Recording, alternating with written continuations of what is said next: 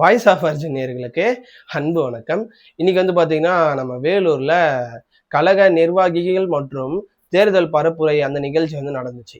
அந்த நிகழ்ச்சியில நம்ம தளபதி ஒரு தரமான ஸ்பெஷலான ஒரு ஸ்பீச் ஒண்ணு குடுத்திருக்காரு. அந்த ஸ்பீச்ச பத்தி நம்ம பேசுவோம். அதுக்கடுத்து வந்து பார்த்தீங்கன்னா, இந்த வீடியோவ நீங்க கொஞ்சம் ஸ்கிப் பண்ணாம பாருங்க. அது மட்டும் இல்லாம நம்மளுக்கு கொஞ்சம் சப்ஸ்கிரைப் மட்டும் கொஞ்சம் பண்ணிக்கிட்டீங்கன்னா, நம்மளுக்கு கொஞ்சம் ஆறுதலா இருக்கும். ஏன்னா நம்ம ரொம்ப கஷ்டப்பட்டுட்டு இருக்கோம். இந்த வீடியோலாம் எடுக்கிறதுக்காக நம்மளுக்கு நேர இன்மை காரணமாக ரொம்ப கஷ்டப்பட்டு தான் நம்மளே பண்ணிட்டு இருக்கோம். அதனால ஒரே சப்ஸ்கிரைப் மட்டும் பண்ணிக்கோங்க. வாங்க வீடியோக்குள்ள போலாம்.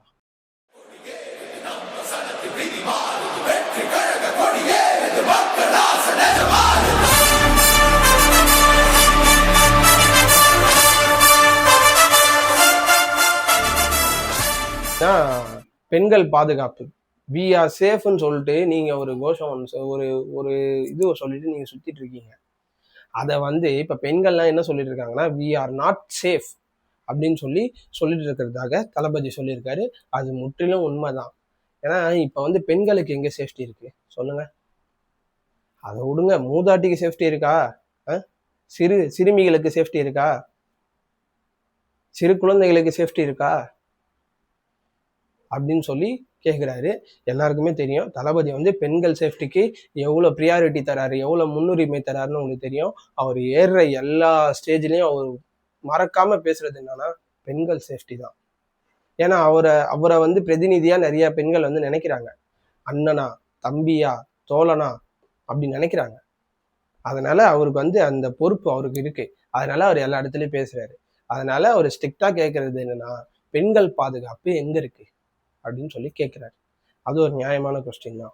அதுக்கடுத்து வந்து பாத்தீங்கன்னா சட்ட ஒழுங்கு சீர்கெட்டு போயிருக்கு. சீர்கெட்டு தலை விரித்து ஆடுது. எவனா எங்கன்னா சுத்தி நின்னா கூட கேட்கறதுக்கு பயமா இருக்குதுங்க. ஓப்பனா எங்க நம்மளே எங்கன்னா வெட்டிட்டு கிட்டிட்டு போயிடுவானுங்களான்ட்டு அந்த மாதிரி ஒரு அவலமான ஆட்சி நடந்துட்டு இருக்கு.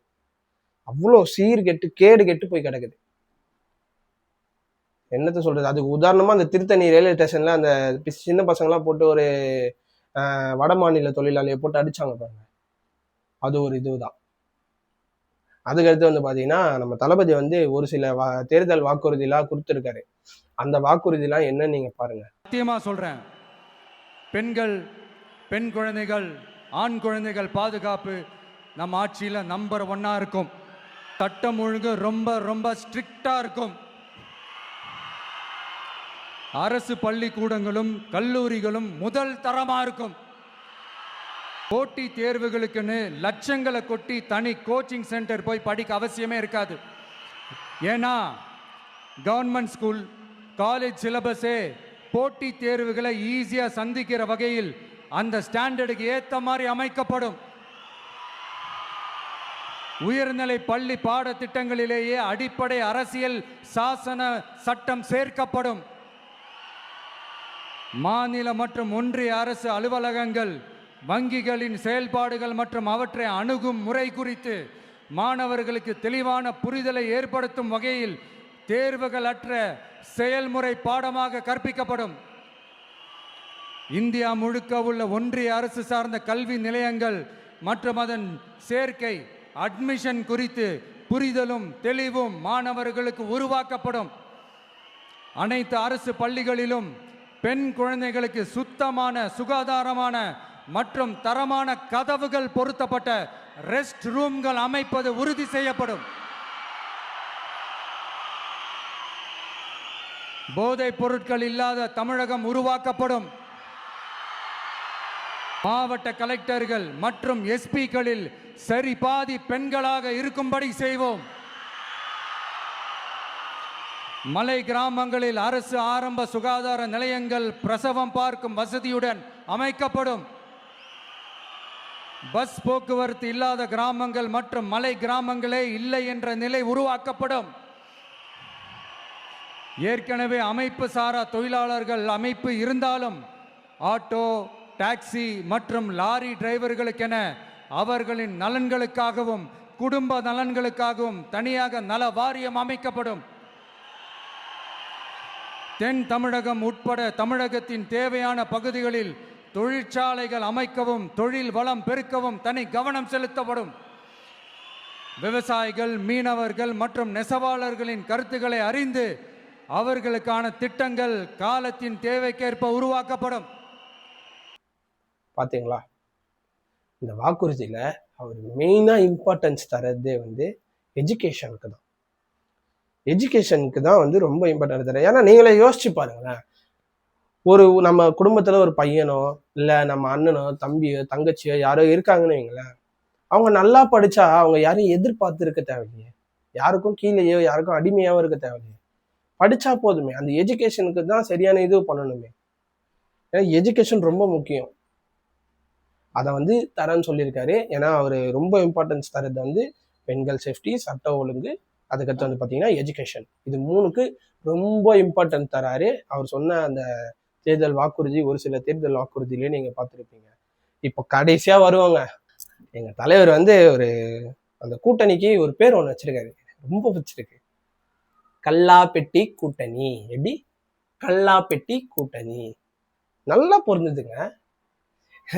ஏன்னா கொள்ளையடிச்சு ஊழல் செஞ்சு அந்த காசெல்லாம் எடுத்துட்டு போய் கூட்டணி வைக்கிறதுக்காக கொட்டி கொட்டி கொட்டி கொட்டி கொடுக்குறாங்களே, கல்லால இருந்து அத்து தராங்க, கள்ளத்தனம் செஞ்சு எடுக்கிறாங்க.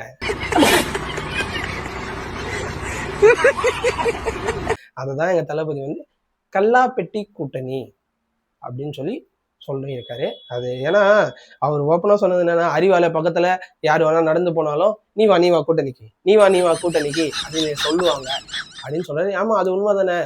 நீங்க கூட நாளைக்கு ஒரு கட்சியான கிரியேட் பண்ணி அந்த கட்சியில ஒரு 100 பேர் 200 பேர் இருந்து நீங்களே நடந்து போனா கூட அறிவாலயத்திலிருந்து ஓடிடுற அப்படி சொன்னா கூட ஒன்னும் ஆச்சரியப்படுது இல்லை. ஏன்னா எத்தனை பேர் வந்திருந்தாலும் அந்த கூட்டணி கூப்பிட்டு தான் இருக்காங்க. யாருக்கு எத்தனை சீட்டு தர போறாங்க, என்ன பண்ண போறாங்க அப்படின்றது தெரியல. இப்ப கூட லேட்டஸ்டா அந்த ஒரு 3 சீட்டா 2 சீட்டா தெரியல, அதுக்கு ஆசைப்பட்டு கூட்டணி வச்சாங்களே, அதையும் சேர்த்து தான் சொல்லியிருக்காரு. அது அது வந்து ரொம்ப ஆபத்தானது. ஏன்னா இந்த இந்த ஆட்சி வந்து எவ்வளவு கேவலமா நடக்குதுன்ட்டு அடித்தட்டு மக்கள் வரைக்கும் தெரியுது. அந்த விஷயம் ஒரு ஒரு கட்சி நடத்துறவங்களுக்கு தெரியாதா? இப்ப வேற ஓபிஎஸ் வேற போய் சேர போறாராம், பேச்சுங்கள்லாம் அடிபட்டுட்டு இருக்கு. இவங்களோட சொந்த ஆதாயத்துக்காக ஒரு கட்சியை எடுத்துட்டு போய் இணைக்கிறாங்கன்னா, அப்போ அவங்க எந்த அளவுக்கு ஒரு தூய தலைவர்னு நீங்க தெரிஞ்சுக்கோங்க, மக்கள் நீங்க தெரிஞ்சுக்கோங்க. இதுக்கு மேல சொல்ல ஒன்றும் இல்லை. இந்த வீடியோ பிடிச்சிருந்தா ஒரு லைக் கமெண்ட் மட்டும் பண்ணுங்க. முடிஞ்ச அளவுக்கு சப்ஸ்கிரைப் பண்ணி நம்மளுக்கு கொஞ்சம் உதவிகரமா நீங்க இருந்தீங்கன்னா கொஞ்சம் நல்லா இருக்கும். வணக்கம்.